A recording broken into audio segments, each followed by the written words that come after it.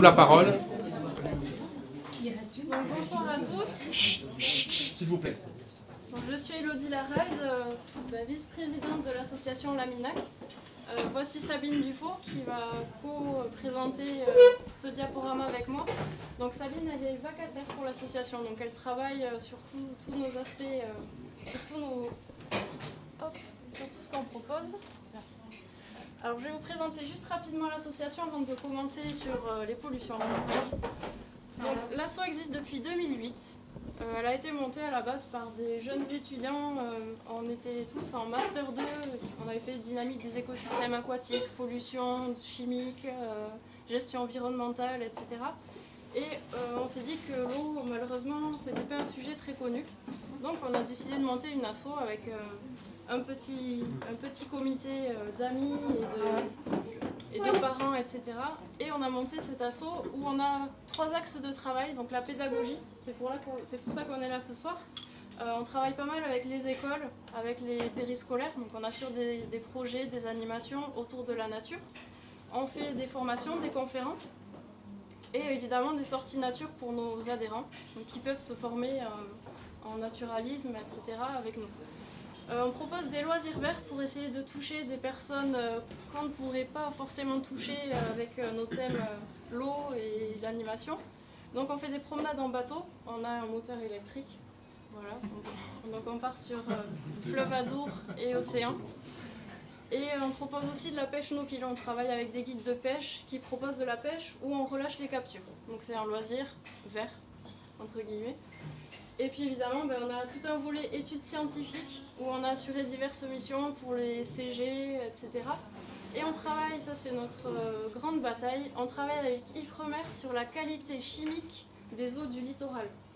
En fait, il y avait un gros trou de données, il n'y avait plus trop d'études chimiques depuis 2000 sur l'eau, sur l'océan. Et on s'est battu en fait pour mettre en place avec la commune de Guétari une grosse étude. En fait, on a réussi à redonner des données de qualité chimique de l'eau grâce à Ifremer et à la commune de Guétari. Donc voilà en gros tous nos axes de travail. Et maintenant, on va commencer à vous parler de la pollution aquatique. Alors de quoi on va parler ce soir ? En fait, une pollution aquatique est considérée comme pollution tout ce qui n'est pas dans l'eau naturellement. Donc sous-entendu, ça a été mis là par l'homme. Juste pour rappel, je ne sais pas si tout le monde voit bien, on vous rappelle rapidement le cycle de l'eau potable.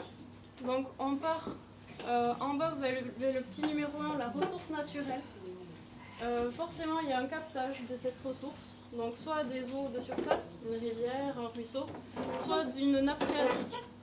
De là, l'eau part en production, donc en fait elle est traitée pour être potabilisée, on contrôle les différentes variables et on réajuste si pollution il y a. L'eau est transportée par des canalisations jusqu'à des châteaux d'eau, d'accord ? Ça permet le stockage et la mise sous pression. Et ensuite, on vous distribue l'eau dans les maisons, dans les industries, etc. Une fois qu'on a utilisé l'eau repart dans un système d'égout, ça passe par station d'épuration et c'est relâché dans le milieu naturel. Donc on a fait un cycle. L'égout, c'est le meilleur des cas. Il arrive que ça passe par fosse septique et c'est relâché comme ça dans la nature. Ou ça passe par rien du tout et c'est relâché directement, une eau usée relâchée en direct. Alors ça c'est des cas de fuite ou des cas exceptionnels de non-raccordement. Donc voilà de quoi on va parler aujourd'hui. Donc là on est dans le cycle de l'eau pour les hommes, l'eau potable. Alors on a identifié là 2 grands groupes de pollution. Les pollutions visibles, donc tout ce qui est macro-pollution. Donc dans cette partie-là on va avoir les plastiques, les marées noires, tout ce qui est verre, métal. D'accord ? Tout ce qu'on peut retrouver dans l'eau qui est visible. C'est pas ce dont on va parler ce soir. Nous, ce soir, on va parler de tout ce qui n'est pas visible dans l'eau et qui est du coup très peu connu. Donc ce sont les micropollutions. Tout ce qui est pollution par bactéries, virus, médicaments, engrais, détergents, acides, etc. Donc on va parler, nous, essentiellement des produits chimiques. Puisque les bactéries, la bactériose c'est quand même assez couvert sur nos plages. C'est ça qui rend les surfeurs malades quand ils se baignent et qu'il y a un peu d'Escherichia coli dans l'eau. D'accord ? Du coup, nous on va vous parler de tout ce qui n'est pas très connu aujourd'hui. Donc les pollutions par les engrais et les détergents. On a choisi 2 exemples, on ne pourra pas parler de tout, malheureusement. Mais si vous avez des questions, après on pourra évidemment en reparler à la fin. Donc juste parce que c'était obligé qu'on parle de ça, on vous met quelques images chocs sur les conséquences des pollutions visibles. Donc sur la gauche, vous avez un cormoran qui a été mazouté. Donc il est mort, il a bu du pétrole, malheureusement pour lui. Ensuite, en haut, vous avez une tortue qui a confondu un sac plastique avec une méduse. C'est vrai que les tortues mangent des méduses. Évidemment, le plastique, ça passe pas bien, elle s'est étouffée. Donc elle s'est échouée par la suite. Au milieu, vous avez un phoque qui s'est pris dans un filet de pêche. Donc vous savez qu'il y a des filets dérivants. Et malheureusement, le phoque, là, il est trempé avec le filet de pêche. Et la dernière image, il y a une tortue empêtrée dans des filets, des matières plastiques, etc. Donc déjà, nos pollutions visibles, elles ont un fort impact sur l'environnement et sur les animaux. Donc tout ce qui n'est pas visible, on va donc vous parler de deux exemples rapidement, les engrais et les détergents. Donc je vais laisser la parole à Sabine qui va vous expliquer ce qu'on appelle chimique. Alors qu'est-ce qu'un produit chimique ? Un produit chimique, c'est bêtement un produit issu d'une réaction chimique, c'est-à-dire qu'on va avoir des éléments, ça va réagir et on va avoir le produit. Tout ce qui nous entoure est constitué de produits chimiques. Donc vous allez avoir vos vêtements, la nappe, les produits que vous utilisez au quotidien. Tout cela, on appelle ça des produits chimiques. Alors un produit chimique peut être d'origine naturelle ou de synthèse. Nous sommes le produit de réactions chimiques. Dans notre corps, on a tout un tas de réactions chimiques. C'est naturel. Vous avez des éléments qui réagissent naturellement entre eux. Ceux qu'on appelle de synthèse, ce sont ceux que nous fabriquons. C'est-à-dire que dans nos usines, on va prendre certains éléments, les faire réagir pour obtenir le produit que l'on veut. Tout ce qui est produits pétroliers, plastique, essence, diesel, etc. Les produits qu'on utilise tous les jours. Alors, tous ces produits vont être toxiques, plus ou moins. La toxicité est fonction de la dose et de l'exposition. Donc dans la dose, vous allez prendre une grosse quantité de cyanure, vous allez la prendre, vous êtes mort. Après, vous pouvez avoir une exposition régulière à de petites doses qui vont aussi conduire à un empoisonnement. Donc vous avez plusieurs types de toxicité et chaque élément peut avoir une toxicité. Alors, un exemple tout simple, l'exemple de l'eau. Il fait chaud. Vous avez soif, vous buvez 2 verres d'eau. Bon, tout va bien, vous êtes rafraîchi, ça va mieux. Par contre, il fait chaud et vous buvez 100 verres d'eau. Là, vous n'allez pas être bien. Vous allez avoir des symptômes de vomissement, de barbouillement, vous n'êtes pas bien. Donc là, vous avez été, intoxiqué par l'eau. D'accord ? Alors, vous avez plusieurs modes de contamination par des produits chimiques. Vous pouvez être contaminé par les voies respiratoires. Vous allez respirer les vapeurs qui vont contenir les éléments. Ensuite, vous avez la voie cutanée. Vous êtes directement mis en exposition avec le produit, par exemple un liquide, un solide, par votre peau. Les mains, les bras, n'importe quoi, ça passe par votre peau. Ensuite, vous avez tout ce qui est ingestion. Là, tout simplement, vous le mangez, vous le buvez. Vous avez la cigarette aussi, tout ce qui va pouvoir être ingéré par votre corps. Et enfin, le dernier mode de contamination, ça va être par les muqueuses. Donc tout ce qui est bouche, le nez, les yeux, enfin tout ce qu'on appelle muqueuse sur notre corps. Alors, les produits chimiques sont dangereux et toxiques, donc vous allez avoir un impact sur la santé humaine, qui est identifié sur certains produits et moins sur d'autres. Vous avez un impact sur l'environnement qui va être qui peut être de différentes choses. Alors vous avez des logos, donc ceux présentés ici, qui vous permettent en fait d'identifier la dangerosité d'un produit. Ces logos vont être mis sur les étiquettes, sur les camions qui vont transporter un produit. Et donc c'est intéressant de les connaître parce qu'ils vont vous permettre d'évaluer la dangerosité du produit que vous avez. Donc par exemple, le premier exemple, c'est explosif, donc un produit qui peut exploser. Vous avez les inflammables, donc qui peuvent provoquer des incendies. Donc la tête de mort, c'est tout ce qui est toxique. Ici, un arbre mort, le poisson, donc dangereux pour l'environnement. Et le point d'exclamation, c'est simplement nocif. Donc on va vous parler de 2 exemples en particulier de produits chimiques, qui vont être les engrais et les détergents, parce que ce sont des produits qu'on peut utiliser au quotidien. Et donc on va vous expliquer un peu ce que sont ces produits chimiques et comment ils peuvent polluer l'eau et quelles sont les conséquences de cette pollution.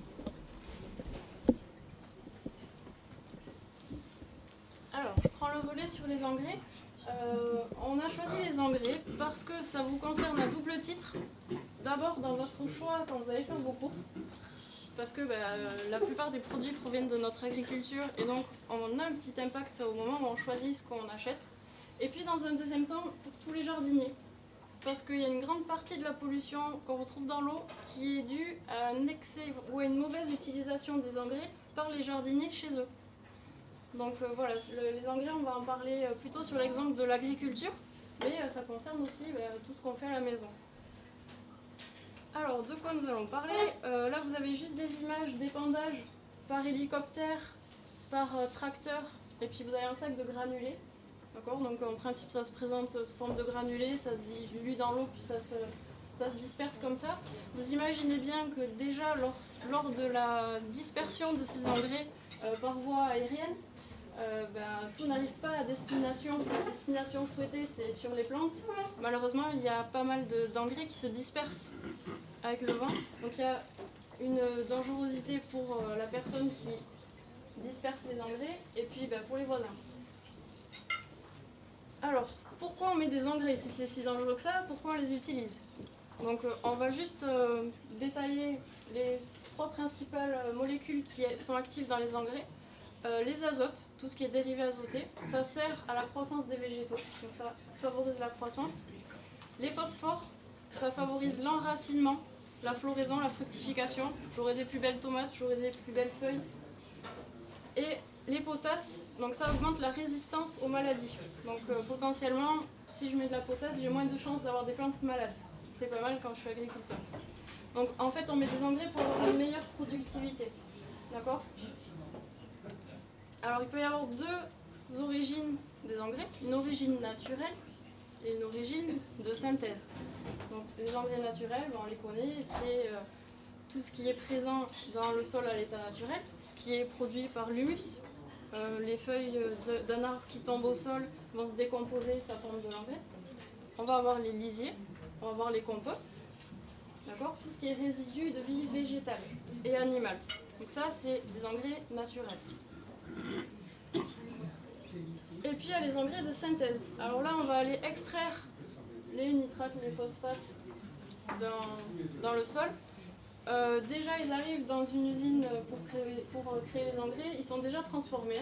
Donc on va avoir de l'ammoniac, de l'acide phosphorique, de l'acide sulfurique. On va mettre tout ça dans des grosses machines, des réacteurs, des granulateurs. Ça passe par différentes étapes. On ne va pas tout détailler, c'est pas le sujet ce soir. Et donc, on va obtenir des engrais composés avec des doses choisies en fonction de la culture, de NPK, nos fameuses 3 molécules qui sont dosées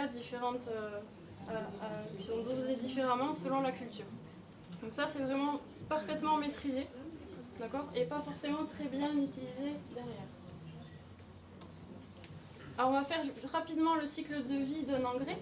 Donc, l'homme a un besoin, soit dans son jardin, soit dans sa prairie pour faire pousser des plantes, il utilise un engrais.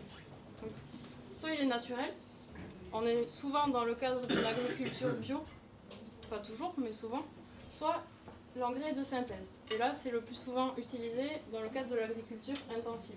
D'accord ? On a une grosse parcelle, tout est plat, les tracteurs passent très bien, et on met des engrais pour enrichir le sol parce que l'année dernière, on avait déjà mis une grosse culture. Le sol s'est appauvri. Donc dans ce cadre-là, il y a déjà ce que je disais tout à l'heure, au moment de la dispersion, il y a déjà un risque pour l'utilisateur. C'est par voie aérienne ou par le toucher, il peut être contaminé par les matières toxiques contenues dans les engrais. Ensuite, donc, évidemment, il y a quand même le but de l'engrais, l'assimilation par les plantes. Mais comme on veut être sûr que nos plantes ont bien assez d'engrais, on en met toujours un peu plus. D'accord ? Donc tout ce qui est en plus, ça va partir dans le milieu naturel. Donc, on va avoir des excès de nos matières, de nos molécules chimiques dans le sol. Ça va être lessivé, ça va ruisseler à la première pluie, et soit ça finit dans une nappe phréatique, si ça s'est infiltré dans le sol, par gravité, petit à petit ça va descendre, soit ça finit dans un cours d'eau. Donc là, on a une accumulation dans le milieu. Si je prends l'exemple d'une mare à côté d'une prairie cultivée en intensif, on va souvent avoir une mare où il y a beaucoup de végétation D'accord ? La surface de l'eau est couverte, on parle de dystrophisation. C'est une eutrophisation très forte, un développement de plantes et d'algues très fort. Et bien souvent, la vie sous cette surface d'algues et de plantes, elle est quasiment inexistante. Il n'y a plus d'oxygène pour les poissons, il n'y a pas de lumière pour se développer. Donc on va créer un déséquilibre dans le milieu.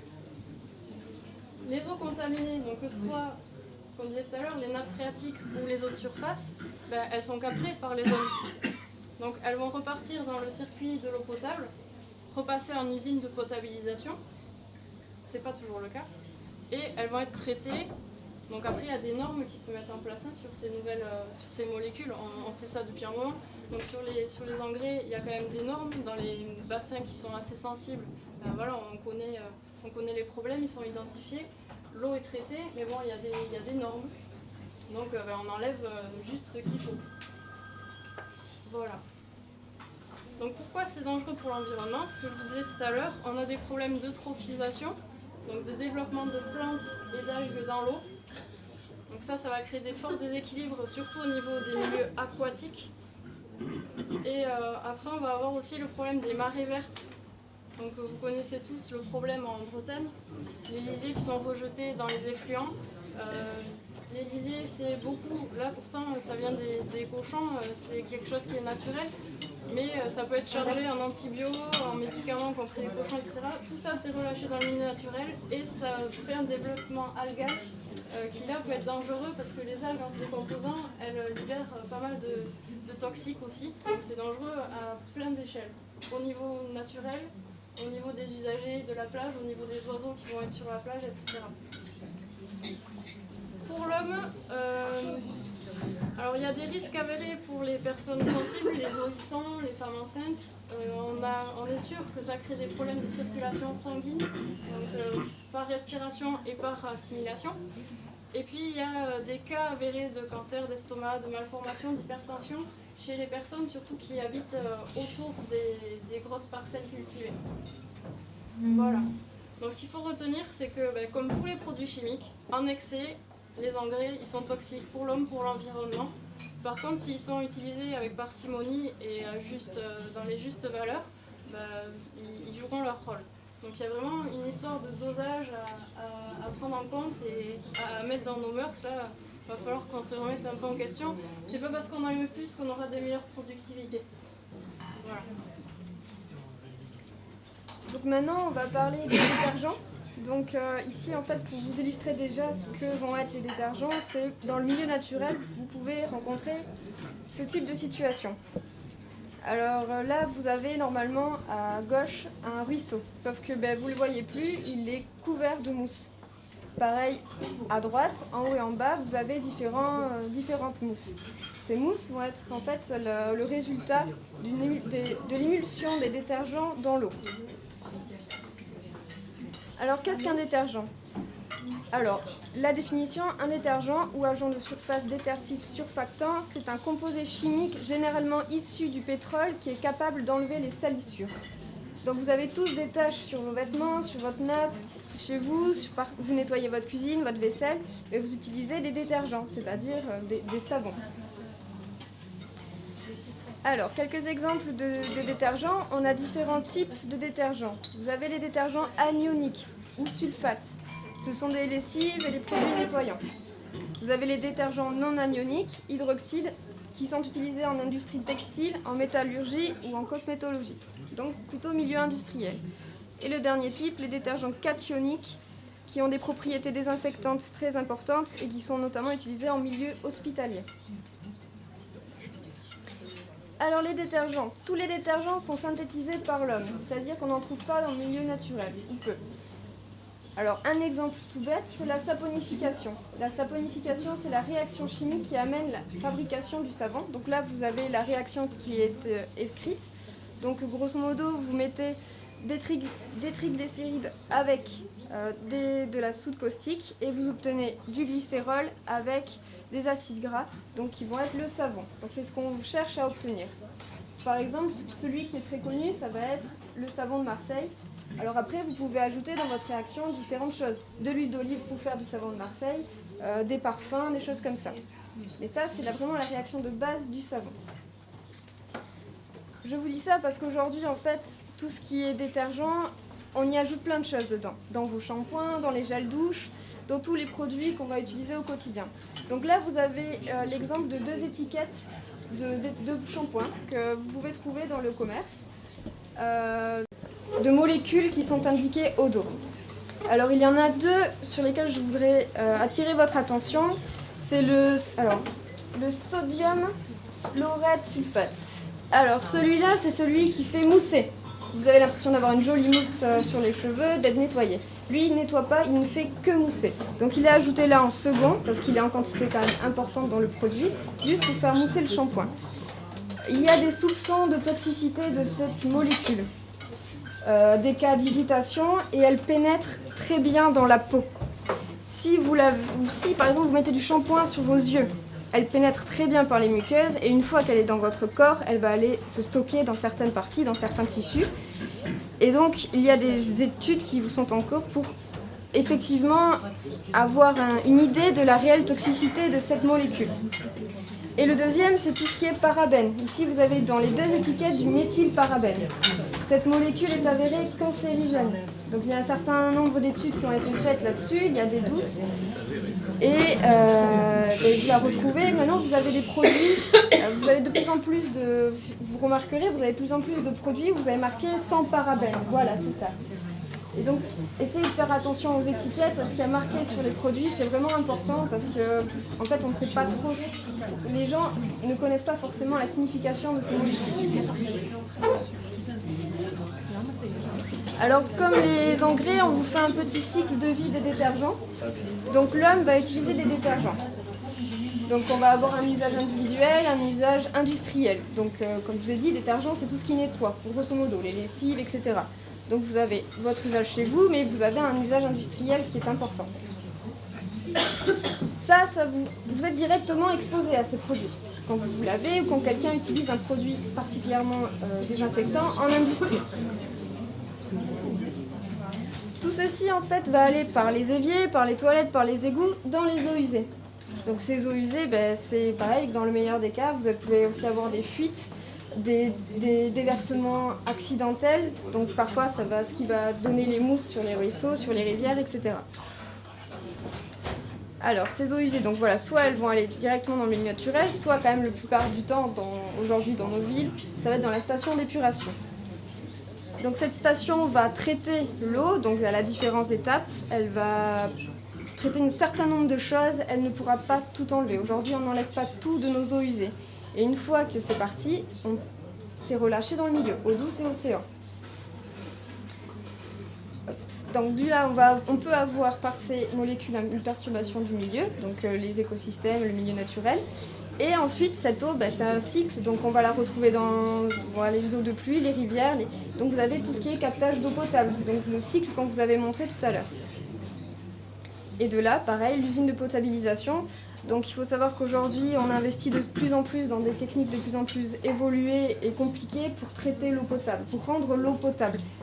Parce qu'on se retrouve de plus en plus avec des molécules, en fait, de nouvelles pollutions, de nouvelles molécules auxquelles avant on n'avait pas à traiter, on n'avait pas à les enlever. Et donc voilà, et tout ceci fait que ça revient à notre robinet. Alors pourquoi les détergents sont dangereux pour l'environnement ? On va avoir une diminution de l'oxygénation de l'eau, par exemple. On va avoir une diffusion des molécules toxiques dans les milieux aquatiques.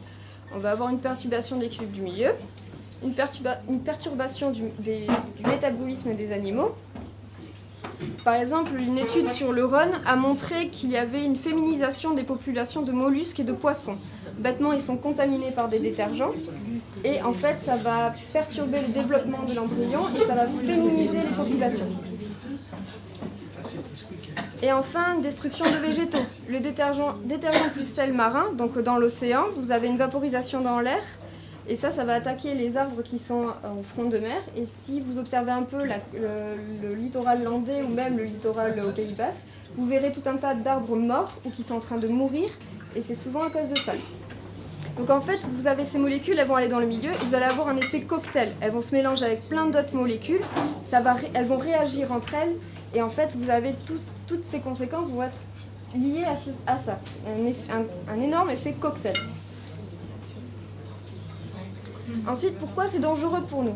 On peut avoir des problèmes de fertilité chez l'homme, donc une diminution du nombre de spermatozoïdes ou de leur efficacité. On va avoir une augmentation de l'absorption intestinale des produits toxiques. Pareil, l'effet cocktail. Vous avez des détergents, vous êtes contaminé par des détergents, mais vous êtes aussi contaminé par d'autres molécules, ou même dans votre organisme, vous avez tout un tas de choses qui vont faire que ça va augmenter l'absorption. Enfin, on accentue les propriétés cancérigènes d'autres produits, toujours l'effet cocktail. Alors, ce qu'il faut retenir. Alors, chaque jour, les industries fabriquent de nouveaux produits chimiques aux propriétés nettoyantes toujours plus performantes. Vous connaissez le célèbre « ça nettoie plus blanc que blanc » ou « ça rend plus noir que noir », enfin toutes ces choses-là. Ou alors, vous pouvez nettoyer sans frotter, vous mettez le produit, vous passez l'éponge, c'est nickel. Bon, ben voilà, ce sont ces molécules-là, les industriels essayent de les avoir toujours plus performantes, toujours plus virulentes par rapport aux tâches. Et comme tous les produits chimiques, les détergents sont toxiques pour l'homme et l'environnement lorsqu'ils sont utilisés en excès. Toujours la chose, un toxique, c'est une question de dose et d'exposition. Gardez ça en tête, c'est vraiment très important. Alors, Élodie. Alors juste rapidement, on va essayer d'aller vite. On vous propose quand même quelques solutions, parce qu'on met le doigt sur des problèmes, mais on réfléchit aussi aux solutions. Donc quand vous faites vos achats, renseignez-vous sur l'origine des produits. Est-ce que c'est de l'agriculture raisonnée? Est-ce que c'est de l'agriculture bio? Est-ce que c'est de l'intensif? D'où ça vient? Si ça vient de Nouvelle-Zélande, ça a pris le bateau, ça a voyagé pendant 1 mois. Est-ce que c'est malin d'acheter quelque chose dans ce cas-là? Donc voilà, réfléchissez au moment des achats, c'est très important. Et si chacun fait ce geste, ça va influencer les productions au final. Donc déjà, par rapport à ça, nous, on oriente forcément les gens sur l'agriculture bio, puisque c'est là où on va utiliser des engrais avec parcimonie. Après, évidemment, il y a l'agriculture raisonnée qui est un peu un compromis entre... C'est comme une étape entre l'intensif et le bio. Après, juste pour casser des idées reçues, le bio, c'est pas forcément moins de rendement, c'est pas forcément moins intéressant pour un agriculteur. C'est juste que il faut pas opposer l'intensif et le bio en fait, parce que c'est pas du tout fait dans la même mentalité.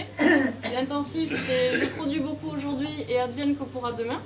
Alors que le bio, c'est je produis comme la terre peut me donner aujourd'hui, mais demain je sais que j'en aurai autant. C'est un peu ça l'idée principale, on va pas aller dans le détail.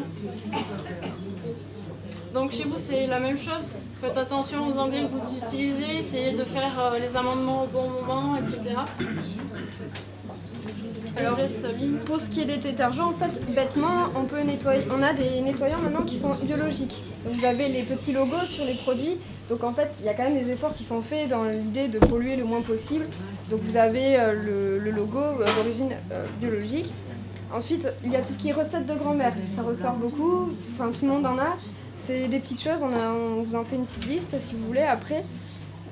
Et puis consommer responsable. Donc voilà, pareil, se renseigner sur le mode de production, le cycle de vie du produit en fait, tout bêtement.